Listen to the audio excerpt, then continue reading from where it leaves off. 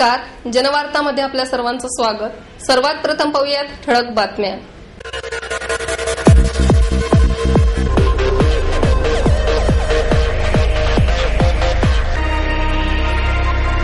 आळंदी येथे हप श्री बाबा महाराज सातारकर यांना नादब्रह्मऋषी पुरस्कार प्रदान। ध्यानाच्या 7 पायऱ्या ओलांडल्याशिवाय आत्मसाक्षात्कार होत नाही, विद्यावाचस्पती शंकर अभ्यंकर यांचं प्रतिपादन। पुणे महानगरपालिकेच्या कर्मचाऱ्यांनी बनविला फ्लायओव्हर चित्रपट। डॉक्टर विजय भटकर यांच्या एज्युकेशन टू होम या संस्थेद्वारे दुर्गम भागातील विद्यार्थ्यांना मिळणार मार्गदर्शन। सर्वच क्षेत्रामध्ये एकमेकांचा आधार घेऊन पुढे जाण्याची गरज आहे, दैनिक पुढारीचे निवासी संपादक अनिल टाकळकर यांचं प्रतिपादन। आतापर्यंत मिळविलेल्या यशामध्ये सेंट्रल रेल्वेचा महत्त्वाचा वाटा आहे, सुवर्ण पदक विजेती सुधा सिंग हिचे मनोगत। आणि कृषी महाविद्यालयामध्ये महाटेक 2010च्या प्रदर्शनाचे आयोजन। आळंदी येथे हप श्री बाबा महाराज सातारकर यांना नादब्रह्मऋषी पुरस्कार प्रदान करण्यात आला। महाराष्ट्रातील वारकरी संप्रदायाला भजन, कीर्तन, प्रवचनाच्या माध्यमातून ज्ञानेश्वर माऊली आणि जगद्गुरू तुकाराम महाराजांची शिकवण आपल्या वाणीतून दिली, त्यामुळे बाबा महाराज सातारकर हे वारकरी विद्यापीठाचे खरे कुलगुरू आहेत, असे उद्गार ज्येष्ठ संगणक तज्ज्ञ विजय भटकर यांनी काढले। विश्वशांती केंद्र मायर्स MIT पुणे, श्री क्षेत्र आळंदी देहू परिसर विकास समिती आणि इंडिया इंटरनॅशनल मल्टिव्हर्सिटी पुणे यांच्या संयुक्त विद्यमाने महाराष्ट्रातील थोर कीर्तनकार आणि प्रवचनकार हरिभक्त परायण बाबा महाराज सातारकर यांना नाद ब्रह्मऋषी पुरस्कार भटकर यांच्या हस्ते देण्यात आला। यावेळी ते बोलत होते। कार्यक्रमाच्या अध्यक्षस्थानी अयोध्या येथील राम जन्मभूमी शिलान्यासाचे कार्यकारी अध्यक्ष रामविलास वेदांती हे होते। यावेळी प्रयाग अक्का कराड, देहू येथील बापूसाहेब मोरे, आळंदीचे नगराध्यक्ष विलास कुऱ्हाडे, विश्वशांती केंद्र मायर्स MITचे प्रमुख विश्वनाथ कराड, यशोधन साखरे, डॉक्टर दीपांशू महाराज, प्राध्यापक सुधीर राणे आदी उपस्थित होते। 1.25 लाख रुपये रोख, शाल, मानपत्र असे या पुरस्काराचे स्वरूप होते।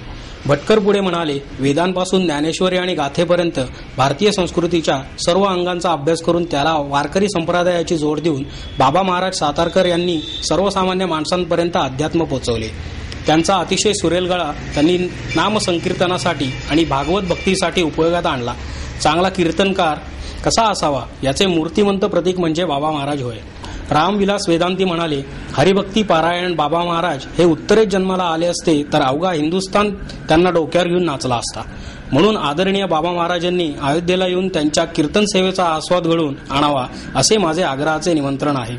कारण त्यातून आज दिसून येणारे धर्मभेद, जातीभेद व इतर अनेक प्रकारचे भेद नाहीसे होऊन संपूर्ण भारतीय समाज एकजीव होईल। सत्काराला उत्तर देताना बाबा महाराज सातारकर म्हणाले, आज मला देण्यात आलेली नाद ब्रह्मऋषी ही पदवी मी संपूर्ण वारकरी संप्रदायाच्या वतीने व सातारकरांच्या वतीने विनयपूर्वक स्वीकारित आहे। खरे म्हणजे ज्ञानेश्वर माऊलीचा हा आशीर्वाद आहे। त्यांची आणि जगद्गुरू तुकाराम महाराजांची नम्रता आणि सर्वसामान्य प्रापंचिक माणसाचा उद्धार करण्याची त्यांची तळमळ आपण आत्मसात केली पाहिजे व त्यांनी दाखवलेल्या मार्गाने गेले पाहिजे। यावेळी बापूसाहेब मोरे, विलास कुऱ्हाडे यांनीही आपले मनोगत व्यक्त केले। प्राध्यापक विश्वनाथ कराड यांनी प्रास्ताविकातून पुरस्कारामागची भावना सांगितली। ध्यानाच्या 7 पायऱ्या ओलांडल्याशिवाय आत्मसाक्षात्कार होत नाही, असे प्रतिपादन विद्यावाचस्पती शंकर अभ्यंकर यांनी केले। सुवर्ण हिंगमिरे लिखित केवळ श्रीकृपा या पुस्तकाचे प्रकाशन विद्यावाचस्पती डॉक्टर शंकर अभ्यंकर यांच्या हस्ते करण्यात आले। या प्रकाशन सोहळ्यास प्राध्यापक कमला ठकार, दादाश्री मोहन जाधव आदी मान्यवर उपस्थित होते। यावेळी डॉक्टर अभ्यंकर म्हणाले, संत महात्म्यांनी सांगितलेल्या ध्यानाच्या 7 पायऱ्या ओलांडल्याशिवाय आत्मसाक्षात्कार होत नाही। ज्ञान मार्गावरून चालताना जग हे मिथ्या आहे असे गृहीत धरून चालावे। भौतिक सुखाला किंवा भक्ताने भौतिक सुखासाठी मागितलेल्या कोणत्याही गोष्टीला महत्त्व देत नाही, तोच खरा सद्गुरू असतो। पुढे बोलताना अभ्यंकर म्हणाले, अग्निहोत्र सारखी ज्ञान परंपरा मोठी आहे। हिंगमिरे यांनी अग्निहोत्राच्या आत्मानुभवातून साकारलेले केवळ श्रीकृपा हे त्याचेच प्रतीक आहे। अग्निहोत्राच्या पंचत्वाने आचरण केल्याशिवाय जीवन कृतार्थ होऊ शकत नाही असेही ते म्हणाले। यावेळी कार्यक्रमाचे सूत्रसंचालन सुनील पायगुडे यांनी केले। पुणे महानगरपालिकेच्या कर्मचाऱ्यांनी फ्लायओव्हर हा चित्रपट बनविला। संपूर्ण देशात रेल्वे रूळ क्रॉस करत असताना अनेक लोक जीव गमावतात। त्यांच्या कुटुंबियांच्या जीवनावर आधारित फ्लायओव्हर हा चित्रपट बनवला आहे। यासाठी त्या कर्मचाऱ्यांनी आपल्या स्वतःच्या खिशातून पैसे जमवून हा चित्रपट बनवला आहे। जर हा चित्रपट कोणी एकदा बघितला तर तो जीवनात कधीही रेल्वे रूळ क्रॉस करणार नाही. या चित्रपटामध्ये विशेष गोष्ट ही आहे की यामध्ये काम करणाऱ्या कलाकारांनी टीव्ही सिरियल अथवा कोणत्याही चित्रपटात कधीही काम केलेले नाही. हे सर्व महानगरपालिकेचेच कर्मचारी आहेत. रेल्वे रूळ ओलांडण्यासाठी मोठमोठे पूल किंवा सबवे बनवले जातात, पण त्याचा उपयोग झोपण्यासाठी, वस्तू विकण्यासाठी व इतर अनेक कारणांसाठी केला जातो. ही दुःखद गोष्ट आहे. लाखो रुपये खर्च करून पूल बनवले जातात, परंतु लोकांना रेल्वे रुळावरूनच चालणे पसंत आहे. पुणे नगरपालिकेच्या कर्मचाऱ्यांनी हीच वास्तविकता दाखवण्यासाठी हा चित्रपट बनवला आहे. या चित्रपटासाठी कर्मचाऱ्यांनी स्वतःच्या खिशातून 3.5 लाख रुपये खर्च केले आहेत. या चित्रपटाचे दिग्दर्शक व कलाकार महानगरपालिकेचेच कर्मचारी आहेत. 8 महिन्यांच्या अतोनात श्रमाने हा चित्रपट बनवला गेला आहे आणि या चित्रपटासाठी ते भरपूर उत्सुक आहेत. हा चित्रपट लोकांच्या जनजागृतीसाठी जागोजागी दाखवले जाणार आहे.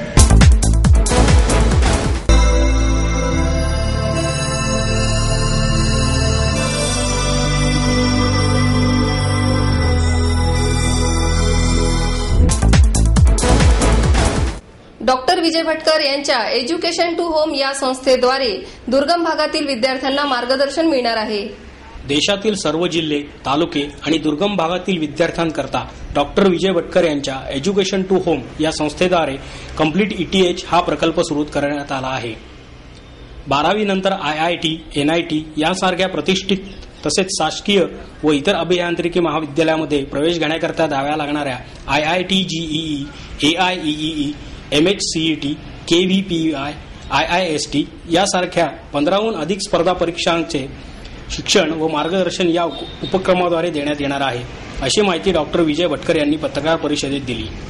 त्याचप्रमाणे या संस्थांमार्फत आकारले जाणारे शुल्क ही सर्वसामान्य पालकांना परवडणारे नसते, परंतु या प्रकल्पामुळे ही त्रुटी दूर होण्यास मदत होणार असून हे शिक्षण माफक शुल्कात जिल्हा, तालुका आणि ग्रामीण भागातही प्राप्त होणार आहे. यामध्ये अनुभवी तज्ज्ञ शिक्षक तंत्रज्ञानाचा वापर करून शिक्षणाद्वारे म्हणजेच सेट टॉप बॉक्सच्या मार्फत टीव्हीवर शिक्षण देणार आहेत, असे भटकर म्हणाले. त्याचप्रमाणे प्रकल्पाच्या पहिल्या टप्प्यात येत्या वर्षभरात 100 केंद्रांमधून किमान 10,000 विद्यार्थ्यांपर्यंत पोहोचण्याचे उद्दिष्ट असल्याचेही डॉक्टर भटकर यांनी सांगितले. सर्वच क्षेत्रामध्ये एकमेकांचा आधार घेऊन पुढे जाण्याची गरज असते, असे प्रतिपादन दैनिक पुढारीचे संपादक अनिल टाकळकर यांनी केले. कला, क्रीडा, संस्कृती आणि पर्यटनासह सर्व क्षेत्रात एकमेकांचा आधार घेऊन पुढे जाण्याची गरज आहे, असे प्रतिपादन दैनिक पुढारीचे निवासी संपादक अनिल टाकळकर यांनी केले. आमदार मोहन जोशी यांच्या वाढदिवसानिमित्त सेवा कर्तव्य त्याग सप्ताह सुरू करण्यात आला असून महात्मा फुले वाड्यात अक्षरभेट या कार्यक्रमाला सुरुवात झाली. या कार्यक्रमाचे औचित्य साधून शहरातील ग्रंथालयांनी त्यांच्या गरजेची पुस्तके टाकळकर यांच्या हस्ते भेट देण्यात आली. यावेळी बोलताना टाकळकर म्हणाले, पुणे शहराला वैचारिक बैठक असून वाचन संस्कृती टिकवण्यासाठी जोशी यांचा हा उपक्रम कौतुकास्पद आहे. अनेक इतर गोष्टींवर पैसे खर्च करणाऱ्यांनी 2 रुपयांचे वर्तमानपत्रही अवश्य वाचावे, अशी अपेक्षा त्यांनी व्यक्त केली. जोशी म्हणाले, सोनिया गांधी यांनी खूप मोठा त्याग करून देशाचे पंतप्रधान पद नाकारले, म्हणूनच आजपासून सोनिया गांधींच्या वाढदिवसापर्यंत हा सेवा कर्तव्य त्याग सप्ताह आम्ही 7 वर्ष वेगवेगळ्या उपक्रमांनी साजरा करीत आहोत. जोशी यांच्या वाढदिवसापासून ते सोनिया गांधींच्या वाढदिवसापर्यंत हा सप्ताह सुरू राहणार असून अक्षरभेट या कार्यक्रमाची सुरुवात क्रांतीसूर्य महात्मा फुले आणि सावित्रीबाई फुले यांच्या पुतळ्याला पुष्पहार घालून करण्यात आली. यावेळी नगरसेवक रशीद शेख, PMDचे माजी अध्यक्ष चंद्रशेखर कपोते, ॲडव्होकेट शाबीर खान, नितीन गुजराती, बापू गानला, रवींद्र मोहिते आदी उपस्थित होते. आतापर्यंत मिळालेल्या यशामध्ये सेंट्रल रेल्वेचा महत्वाचा वाटा आहे, असे मनोगत सुवर्णपदक विजेती सुधा सिंग हिने वार्तालापात व्यक्त केले. आतापर्यंत मिळवलेल्या यशामध्ये सेंट्रल रेल्वेचा महत्वाचा वाटा आहे. रेल्वेच्या सहकार्यामुळेच हे यश संपादन करू शकले आहे. पुणे आंतरराष्ट्रीय मॅरेथॉनमध्ये सहभागी होत नसले तरी त्याची हुरूर मनाला लागून राहील, अशी भावना आशिया स्पर्धेतील सुवर्णपदक विजेती सुधा सिंग हिने व्यक्त केली.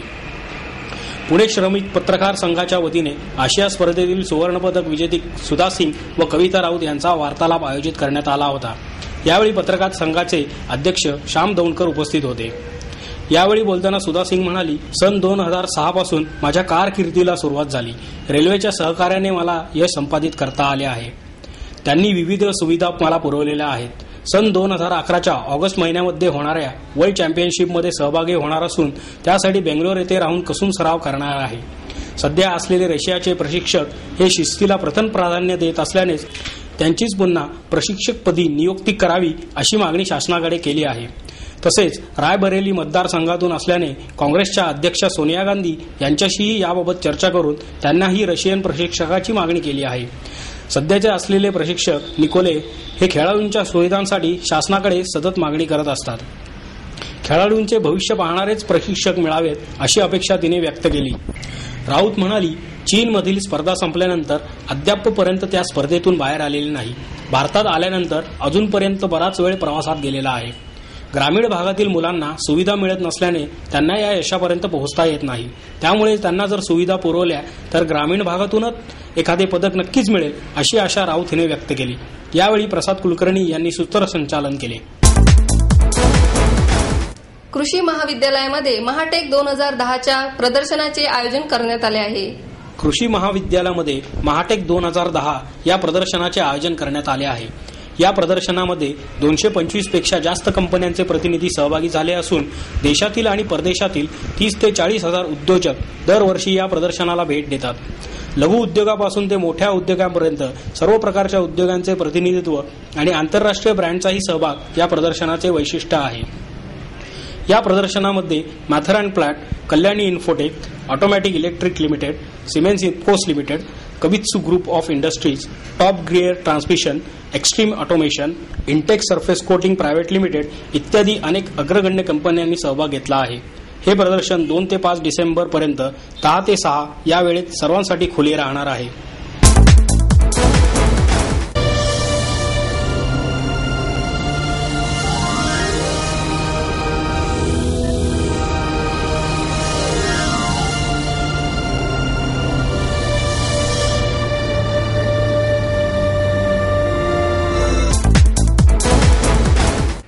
आणि याबरोबरच हे बातमीपत्र संपलं. पुन्हा भेटूया उद्या याच वेळी. नमस्कार.